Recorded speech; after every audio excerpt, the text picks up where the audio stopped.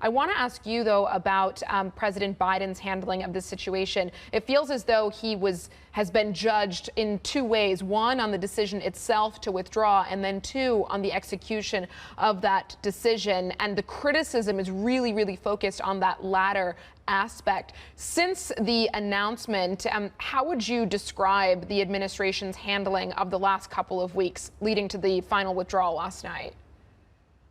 Well, obviously, a very difficult situation as they look to pull out in a very quick manner, a very tight deadline. I think a lot of people have criticized the manner in which this was carried out, the release of Bagram Air Base, the way in which control was handled on the way to the airport and the entrance and exits, the inability of a lot of American citizens, green card holders, allied nationals, and in particular Afghan allies to get onto the airport and get evacuated. I think all of those things have been a real challenge. I think a disappointment to a lot of those folks who worked with those Afghan allies, and to the Americans and other foreign country nationals from Europe and the like who were working with the United States as we proceeded over the course of this 20 years in Afghanistan. What do you think that this could do to President Biden's reputation on the international stage? Well, look, I think it's obviously a challenging situation.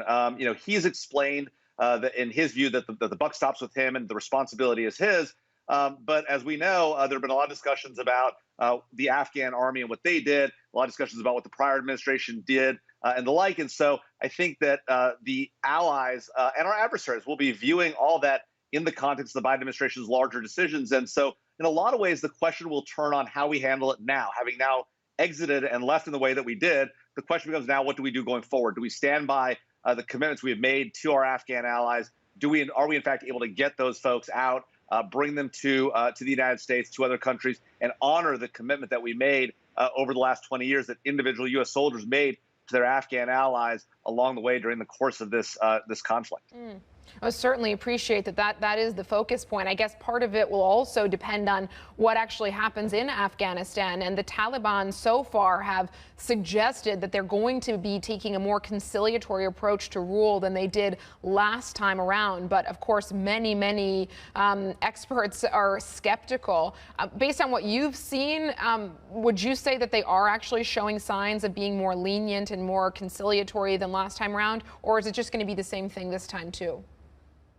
I think the Taliban have become more politically savvy, but I have no doubt that they are very much the same group that left Afghanistan 20 years ago, just more powerful and frankly more well organized and more media savvy. And so it's going to look good for a few months as they present a image of a gentler, kinder Taliban to the world. But let's be very clear: Al Qaeda has been in Afghanistan for the last 20 years. They remain there. ISIS has been there since they began their evolution in the 2011, 2012, 2013 period. And so let's be clear, the Taliban are allowing these people into their country. They freed thousands of highly aggressive terrorist soldiers and fighters when they opened those prisons.